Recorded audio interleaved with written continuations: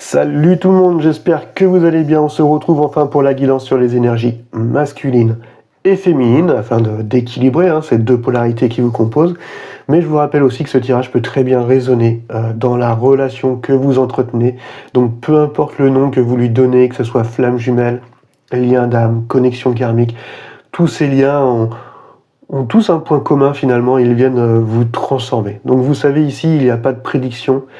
Prenez ce tirage comme un moment d'introspection, une lecture des énergies au moment présent et qui parle uniquement à votre être pour que vous puissiez vous positionner face à toutes ces énergies et que vous puissiez alimenter, nourrir celles que vous souhaitez dans votre quotidien. Ok ? Allez, c'est parti avec le tarot dit de Marseille. Et on va commencer tout de suite avec les énergies masculines. Ok. Allez, hop. J'ai mis de côté les arcanes majeures pour aller voir un petit peu l'énergie incarnée par cette polarité masculine. Allez, c'est parti. Hop.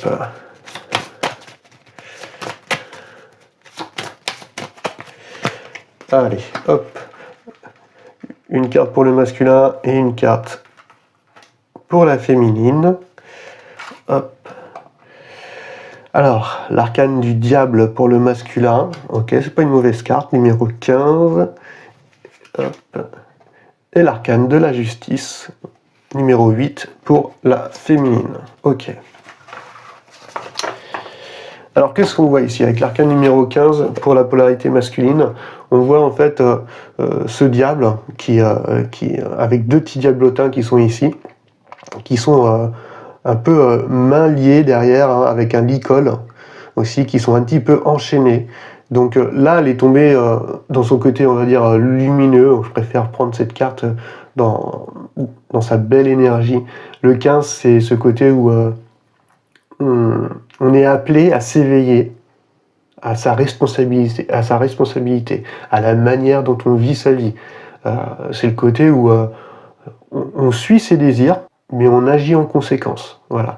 C'est le côté où, en gros, il n'y a aucun mal de suivre ce qui nous attire, de suivre nos désirs, nos envies, nos besoins matériels. Mais il faut que tous ces désirs ne soient pas, nous enferment pas. Il ne faut pas que ça devienne justement un attachement. Il ne faut pas que ça devienne enfermant et que ce soit ces désirs qui nous contrôlent. Donc on peut se laisser tenter, mais il ne faut pas que cela devienne de la dépendance, de l'addiction et de l'attachement. Donc voilà, on vous appelle à vous éveiller à cette responsabilité-là et puis à vous laisser tenter, voilà, au plaisir de la vie, mais sans que ces désirs deviennent une forme de dépendance. Mais c'est une belle carte parce qu'en fait c'est le côté où il y a une grande maîtrise justement de cette force de vie, parce que quand on est dans cet arcane du diable, c'est un peu comme la série Lucifer, en fait quand on suit pleinement nos désirs, mais que c'est pas pour nous enfermer, mais pour être dans une certaine expansion, et ben il n'y a aucune barrière qui peut nous arrêter. On a tellement cette force d'assouvir justement nos envies, nos pulsions, nos tentations, que rien ne peut nous arrêter. Et quand c'est pour justement exprimer une certaine ouverture, une expansion et se libérer dans le but d'assouvir ses besoins et ses désirs, c'est une bonne chose. Parce que c'est ce que le tarot nous enseigne aussi, c'est qu'il faut à la fois satisfaire justement nos besoins spirituels, mais aussi nos besoins matériels. Si on est incarné aussi, c'est aussi pour pouvoir profiter des plaisirs de la vie et aussi satisfaire nos besoins matériels, corporels ou autres. Il faut juste pas que ces désirs deviennent des attachements ou de la dépendance. Voilà, ok ? Ça peut parler aussi d'une relation qui est très intense, mais voilà. C'est un peu la polarité masculine va être un peu dans cette bataille de maîtriser cette force entre plaisir d'écouter ses désirs sans être contrôlé par elle. Ok ? Et en face, on a cette polarité féminine qui est dans cette justice un peu froide, droite, avec son épée, prêt à trancher, à décider, à essayer de maintenir cet équilibre, mais on voit que la balance n'est pas forcément dans un équilibre en fait. On voit que la perfection, on voit justement que dans cette carte, malgré qu'elle symbolise cette stabilité, cet équilibre, que que rien n'est finalement symétrique. On voit que le haut de du siège là, ici, hein, est à un point, chose qu'il n'y a pas ici. Il est plus haut que là. La balance n'est pas entièrement droite non plus. Les cheveux ici sont comme attachés, alors qu'ici ils sont comme détachés, ils sont sur le devant. La cape est visible de ce côté et pas de ce côté-là en fait. Donc ça montre justement que la perfection entre guillemets est pas forcément dans l'équilibre parfait. Mais tout cela montre quand même que la polarité féminine est quand même dans ce besoin de faire des choix clairs, d'agir avec honnêteté, intégrité, besoin de rétablir cet équilibre entre deux choses, donc soit son intériorité avec son monde extérieur, ou soit dans la relation avec l'autre. Okay, mais il y a l'envie que les choses soient stables, d'avoir un bon discernement, de maintenir plus ou moins cet équilibre, et puis prêt à faire des choix, à trancher, mais toujours avec équité. Et parce qu'il y a ce besoin-là pour la polarité féminine d'avant de faire ses choix et de prendre position, d'avoir de la clarté sur les choses, de faire face pleinement à la situation et pour pouvoir être dans cette acceptation de ce qui est justement pour arriver à un compromis, voilà, et à un certain équilibre. Mais ouais, il y a un côté quand même perfectionniste de la part de la féminine sur ses aspirations. Allez, on va détailler tout ça avec les arcanes mineures du tarot. Et on va commencer par cette énergie masculine et on va aller voir ces 4 éléments. Ok. Allez, on va commencer par l'élément de la terre. Je vais sortir l'élément de l'eau. Ok. L'élément de l'air.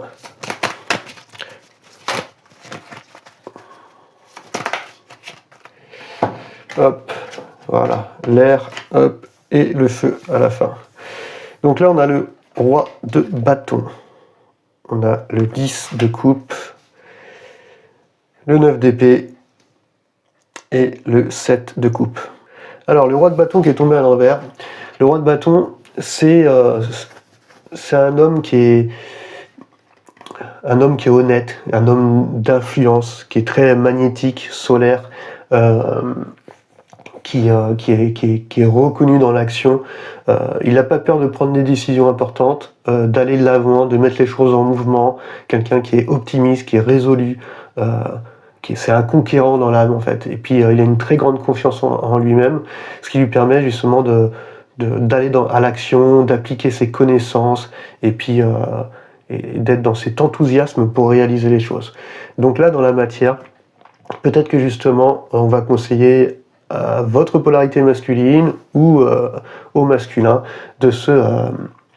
d'être dans cette énergie justement d'optimisme, de retrouver cette confiance, cette curiosité pour aller de l'avant, d'avoir ce côté conquérant, de mettre en place les choses, parce que là justement c'est comme si que la qualité de feu incarné par ce roi était tempérée, voilà.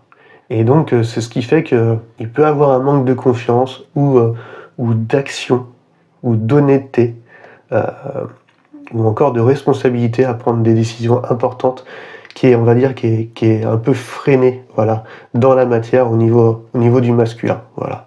Comme s'il y avait un feu qui était un peu éteint pour pouvoir entreprendre les choses. Donc le conseil c'est vraiment de raviver cette flamme, de retrouver cette confiance pour mettre en action les choses pleinement dans la matière et d'incarner justement ce côté résolu et puis conquérant qu'incarne le roi de bâton. Okay. Derrière on avait le 10 de coupe. Okay. Le 10 de coupe dans l'élément de l'eau. Et le 10 de coupe dans l'élément de l'eau, il est tombé également à l'envers.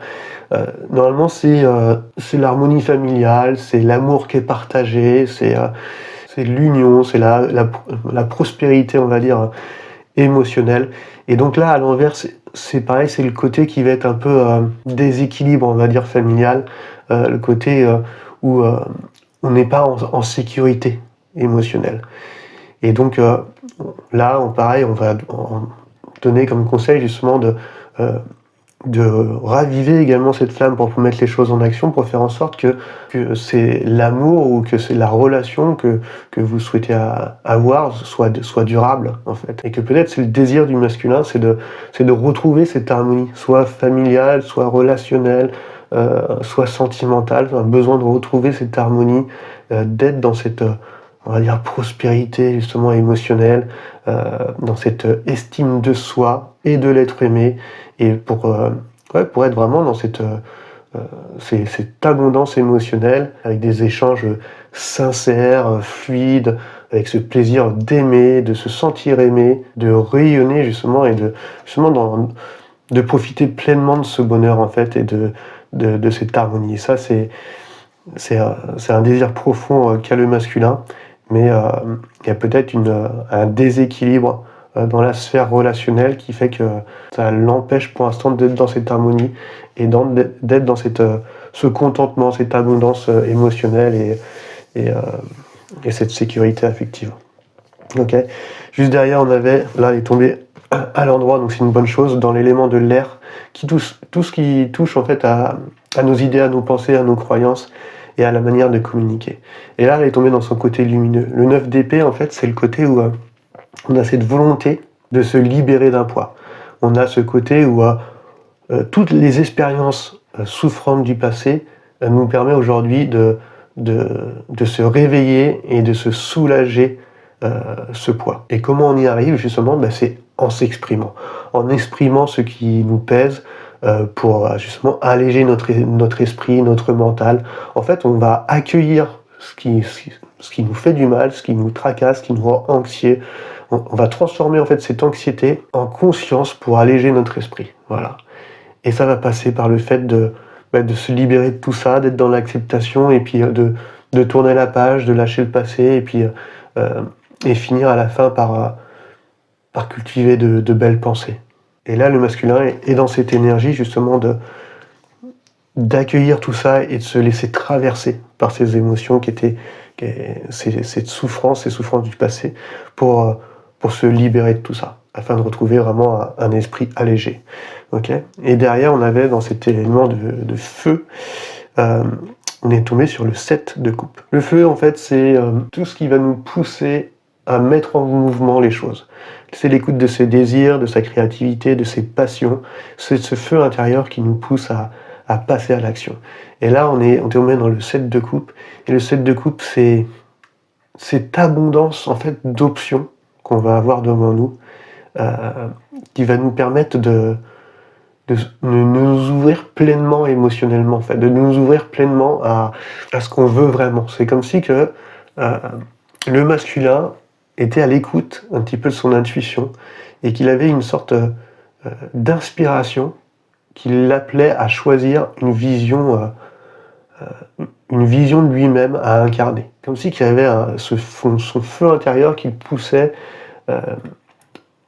qui lui donnait le désir de passer à un niveau vraiment supérieur. Donc là, devant lui, il a plein de chemins possibles.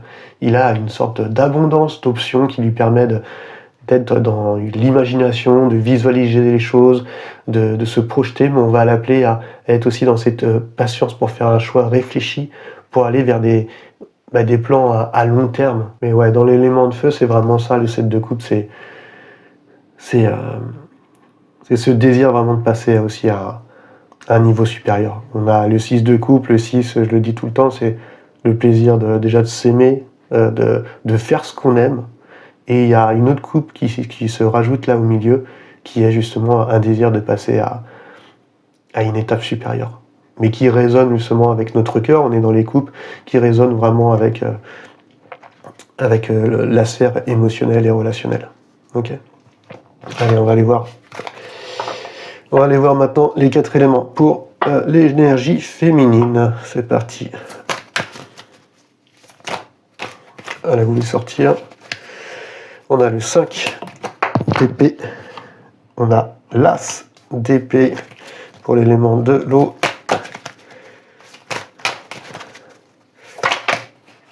Celle-là, je la prends pour l'élément de l'air. C'est un 8. Ok. Et celle-ci pour l'élément de feu. Ok. Alors, on a ce 5 d'épée, donc, qui parle de changement. On est dans la matière, donc le 5 d'épée, dans l'élément de la terre, c'est l'envie de faire des choix, de prendre des décisions fermes. On retrouve cette justice, décision ferme pour se préserver ou sortir d'un environnement qui pourrait paraître à la féminine toxique. C'est choisir en fait sa propre voie. Voilà. Et donc pour cela, pas peur de trancher, de prendre des décisions dans le but de se préserver. Ok. Et donc là, c'est vraiment l'énergie que dégage la féminine dans la matière. Donc au moins, ouais, ça a le mérite d'être clair.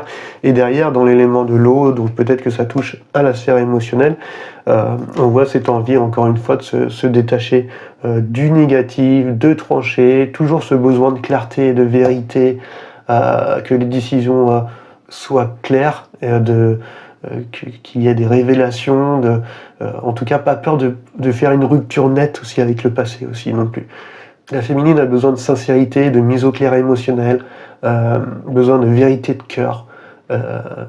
Voilà, et aucun mal à prendre sa voix et à se débarrasser du négatif s'il y avait dans la relation. Après, je rappelle que le négatif ne vient pas forcément de la personne en face. Ça peut être aussi un aspect de ce que vous ressentez, qui pouvait être aussi comme un attachement ou une dépendance, hein, d'accord ? Vous pouvez très bien transposer ça. Si ça vous parle dans la relation que vous entretenez, sachez que l'autre est censé être un miroir de vous, donc ce masculin est en partie aussi votre polarité masculine, hein, qui essaye d'écouter ses désirs, mais sans que ce soit ses désirs qui les contrôlent, qui le contrôlent. Donc cette tasse d'épée peut très bien parler aussi de se débarrasser d'attachements négatifs. Ok.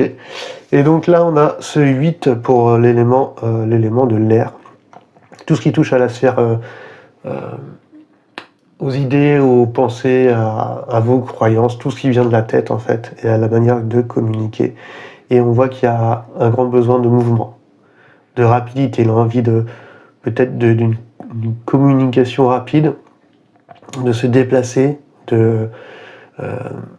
c'est une énergie de vitesse, voilà. Et encore, on parle de perfection, on est dans le 8, comme la justice, ce besoin que dans les idées, dans les pensées, que les choses soient vraiment claires, qu'il y a des prises de décision rapides, une énergie en fait qui propulse, on va dire, le passage à l'action, ok ?